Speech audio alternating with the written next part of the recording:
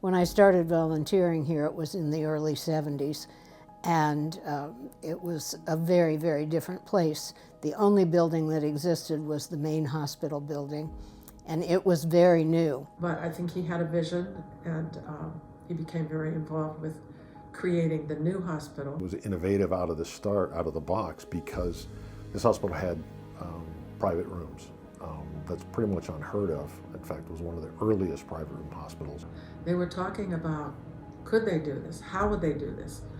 What would be involved? That sort of thing. It's just really one of my nicest memories of my youth. We've started from the ground up, literally, so we needed to do some serious fundraising for years and years and years. Small hospital, I think, has mattered to me, and with the care that you get in a small hospital. Everybody knows it's the hospital. You know, it's not like there's 6 hospitals in Pittsburgh and you have to go to whichever one. It's the hospital. From humble beginnings in 1898, Armstrong County Memorial Hospital has grown into the exceptional facility you know and rely on today. Ours is a story of many individuals coming together to create something truly remarkable.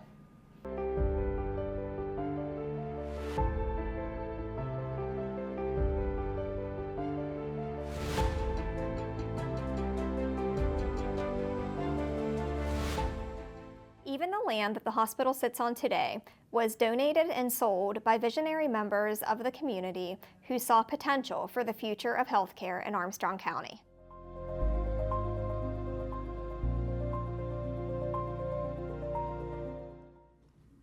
The beginning of ACMH was in 1898 when typhoid fever struck. Through the efforts of Dr. Charles and Dr. Sam Jessup, a makeshift infirmary was established, and the Katanning Hospital was soon affiliated with the infirmary. Dr. Jessup quickly began to campaign for a permanent hospital. In the spring of 1899, the board purchased the home of Marie E. Schaefer at the corner of Mulberry and South McCain Streets for $4,000. The hospital's role in the community continued to evolve, and plans for a new building began. Katanning General Hospital's name was changed to Armstrong County Hospital when it occupied this new facility on South McCain Street in 1936. The hospital had become the center of healthcare for Armstrong County, receiving patients from widespread rural areas and outlying communities.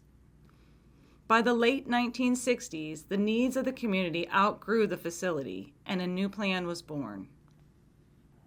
In the early 1970s, Dick Lobby, president of the hospital board of directors, said, "It would have cost a fortune to retool the old hospital. We found 175 acres in an ideal location, which gave us an opportunity to build a campus."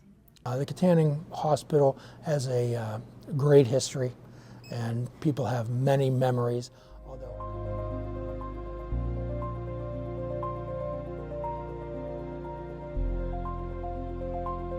My connection to the hospital is one dealing a great deal with my own family, especially with my father and even my mother. That new hospital sits in great part on land that was donated to the hospital by my mother and father. It's about 25-point-something acres of land. And where the hospital sits now, and a lot of the doctor's offices that curve around, that was my parents' property, which they donated to the hospital. One of the really lovely things about this property is that we have a great deal of acreage here, so we have lots of room to expand and can take on new projects, new services, and we have lots of room without anyone feeling crowded. Thank you for giving me the opportunity to present the history of the Armstrong County Hospital as it relates to the Ellermeyer family. This is an original deed to the property out in East Franklin Township of Armstrong County, and this particular deed was written on lambskin, and it's dated 1792. Option agreement between James Ellermeyer Sr., which was my grandfather, and Robert Pride, who was the trustee for the hospital. He was an attorney. and the piece of land which was sold to the hospital. Our neighbor just up the street just so happened to be Dick Lobby, and my father and Dick and my mom and Dottie, we all became friends, and Dick was certainly a visionary, and I think he and Dad got to talking, and it just all started to formulate, and more people joined in the conversations. At night, when I was still living at home, and my bedroom was on the second floor, and my parents had a big den on the first floor, which was somewhat under that, part of it was under that. And I could hear them at night, especially when Dick Lobby had just a most wonderful laugh, and I could hear him laughing, and my dad and some of the men talking, but that's what they were talking about. They were talking about, could they do this? How would they do this? What would be involved? That sort of thing. And it was just really one of my nicest memories of my youth. Dick took pieces of paper or a placemat or something, or an old napkin. He was actually drawing things sometimes that would become reality when put into the hands of an architect. And he himself knew a great deal about building. It was just a special time, and those are special memories, and big things happened, I think.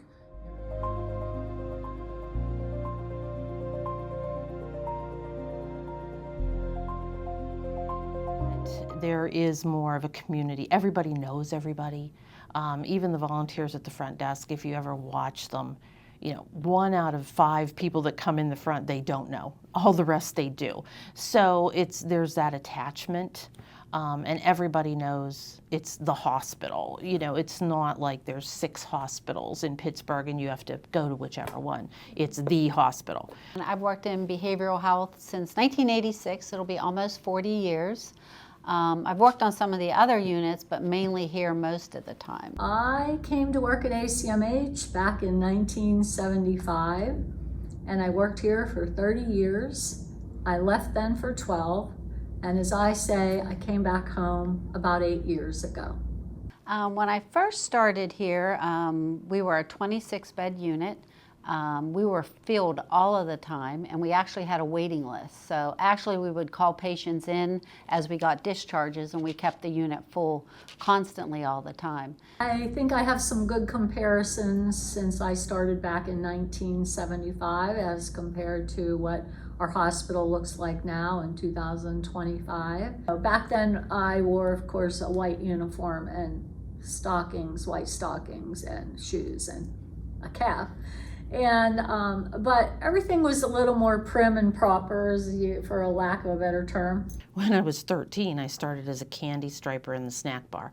Volunteering has always been something I've been very passionate about. We were away from Katanning in the Navy for 27 years, and I volunteered and worked as a nurse all the time we were gone. So when we came back to where I grew up, I came back and volunteered. I guess there's been a lot of moments, and we always say in psychiatry that a lot of us could write books with the things we've seen with psychiatric patients. I know I've always said in the past, like some of your true schizophrenics or your thought disorders, I've always had a special place in my heart for them, because a lot of those people don't have a lot of family, they don't have a lot of people who care about them, and a lot of times they don't like to take medications and they don't like to take care of themselves. So those were the people that I know I always would kind of go out of my way to give them special attention to on the unit. So I was very proud and still am to be a nurse, and I took my job seriously. And one year we had a big snow. It was probably in the, I think, late 70s, maybe early 80s. And so I didn't know how I was going to get to work. So my boyfriend at that time owned a snowmobile. So he brought me to work on a snowmobile. He pulled up front and out front of the hospital and let me out, and I made it to work, so on time. There has been an active auxiliary ever since this hospital was started down in Katanning and then moved up here. Personally, volunteering makes you feel good. It really does. It gives you not only a sense of belonging, but purpose.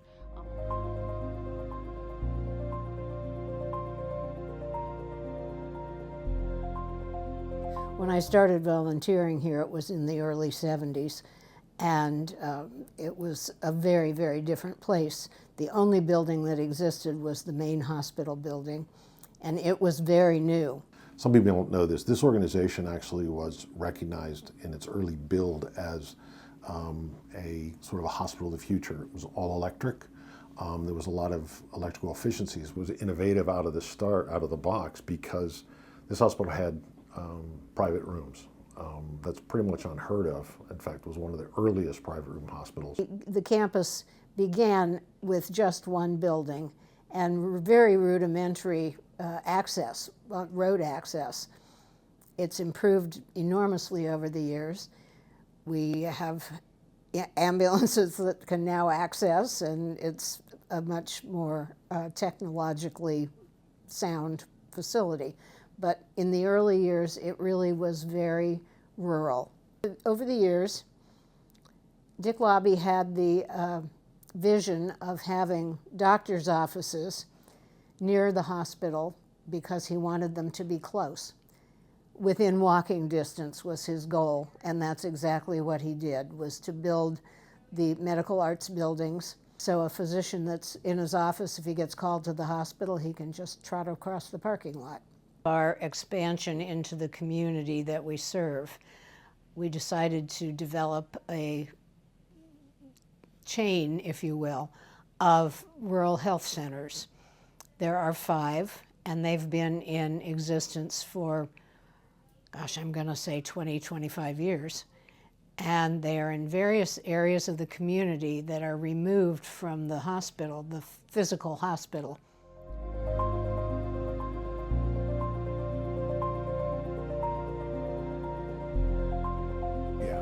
In 1985, the emergency department was about half the size it is now. It became obvious that our emergency department that had been built at the time the original hospital was constructed was not covering the needs that we had. So we embarked on a complete overhaul and redesign of the facility and of the way the services provided to the community. One thing we wanted to do was redesign the ED for the future and where we knew the future was going. For the past 35 years, we renovated and expanded the emergency department twice, and I was obviously on the committee, worked with the architects, redesigned it, made it bigger and more efficient, and the last time was in 2015, and it's state of the art now.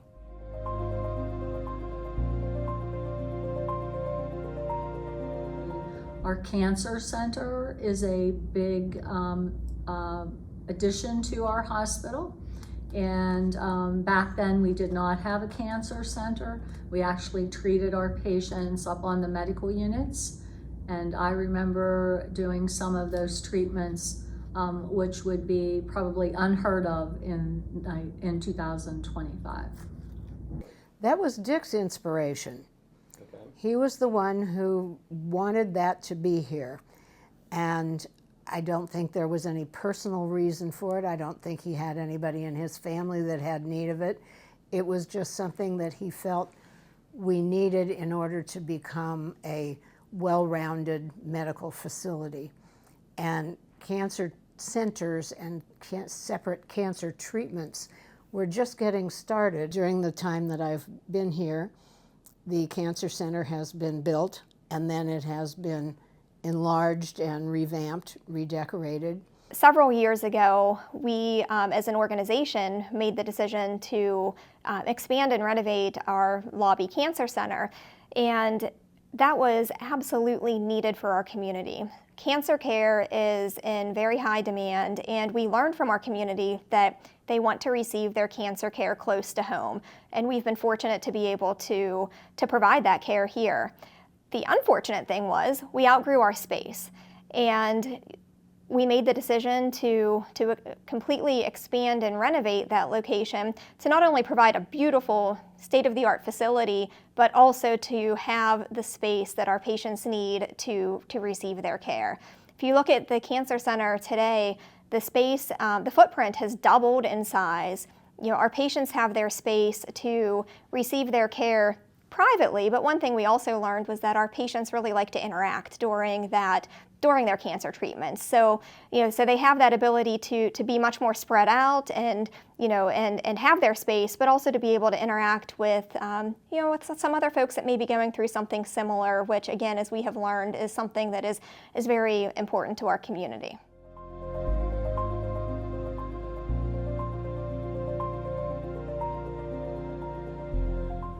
When Dr. Clay came and joined our staff, he had a lot of experience with robotic surgery, and he had been talking to us about getting a robot for the hospital for quite a while. And as a surgeon that did laparoscopic surgery for 15 years or so, I didn't see a need for it.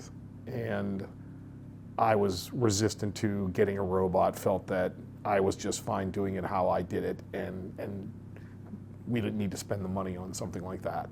The company finally convinced me to go and see robotic surgery, and so we took a field trip to a hospital in Ohio where Heather Miklos, my PA, and myself went there and observed several cases of a surgeon doing robotic surgery, and it was a little bit life-changing in that I realized at that point that this was the evolution of surgery. I was watching where robotics were going in surgery. And, so I started looking around saying, okay, there were a number of innovations out there. Da Vinci, the Da Vinci system, by Intuitive, was pretty unique. And so I looked at the medical staff and I said, okay, who's going to maybe be the most critical of this wild hair idea? So I talked to Pap Swan and I said, hey, you want to go with me? Let's go look at this, let's go check out this. There's a conference. No one really in the area was doing it, at the time. So we go out there, and I have to tell you, both of us were stunned. We were just walking around where they were setting up all the sessions where they were going to have things. And of course they had an area where they were demonstrating, and they had a couple of robots actually there that you could play with, so to speak, and do different things. And this was before the conference actually started. And Mr. Lewis and I went down there, and we actually sat him down and had him work the controls and actually do like minor procedures with the robot, and to kind of show that how simple it was to use, but how effective it was at doing surgery. And I would tell you at that point, after he stood up from doing that for 5 minutes, I knew that we were going to get one. That kind of sealed the deal. You have to look at where the past is and where you think the future is going. So being focused on, what do you see in the future? I think that creates the opportunity to be kind of innovative.